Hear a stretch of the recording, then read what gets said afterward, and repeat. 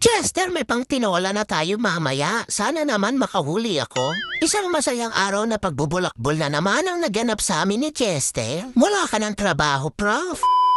Andito naman kami ngayon sa Venice Grand Canal.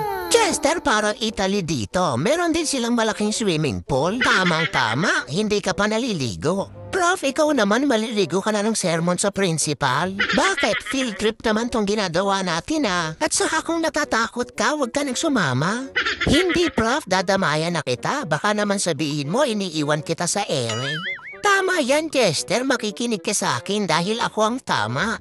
Prof, baka tamaan ka na sa principal niyan.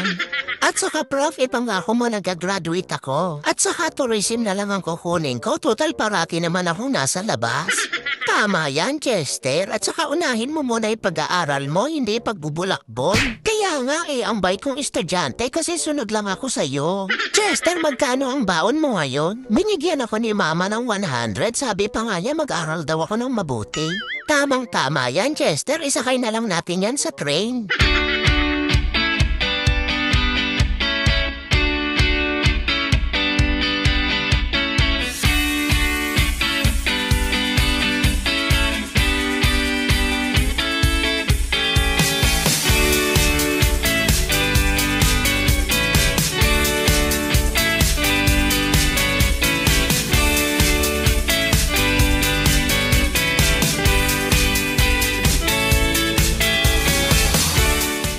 Naku, Prof, ano ba yung mga lumilipad na yan? Huwag kang matakot, Chester. Laman tiyan din natin yan mamaya.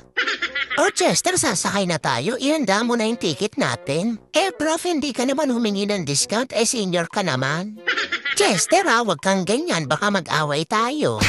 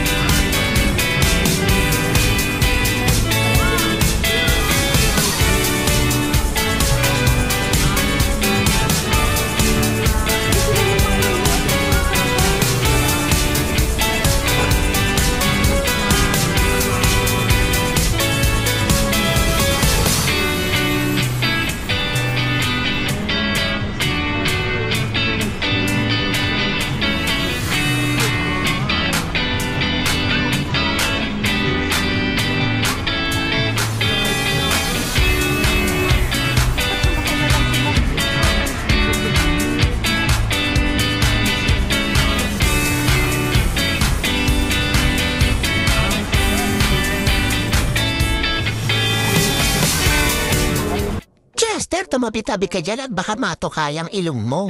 At saka pag nakahuli ako mamaya niyan, Chester, meron ka nang iuuwi sa inyo? Kanina pa nga ako nang gigigil dyan gustong-gusto ko nang hulihin. Prof, ang tataas nila lumipad, wala ka namang pakpak. Chester, payag ka ba? Ikaw munang ipapain ko sa kanila para lumapit sila. Prof, natatakot nga ako sa kanila Mamaya niyan, buhatin nila ako pataas. Ang train pala nila ay pumapasok din sa loob ng mall. Kaya ang 50 pesos mo ay sulit na rin.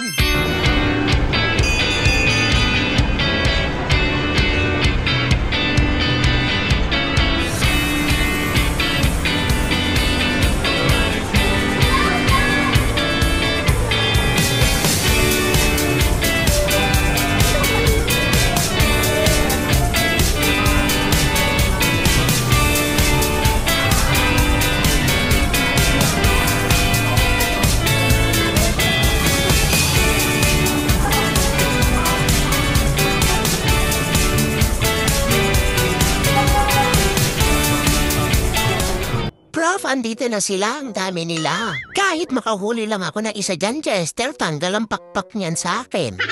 Prof, bakit ka ba galit na galit sa kanila? Buti nga hindi nila tinutukayang ilong mo. Chester, nagdidilihensya ako para may pang-ulam tayo bukas. Pinsan din yan ng chimken. At natapos na naman ang isang araw na pagbubulakbol namin ni Chester. Marami-rami na rin kaming maipapasang report nito sa principal.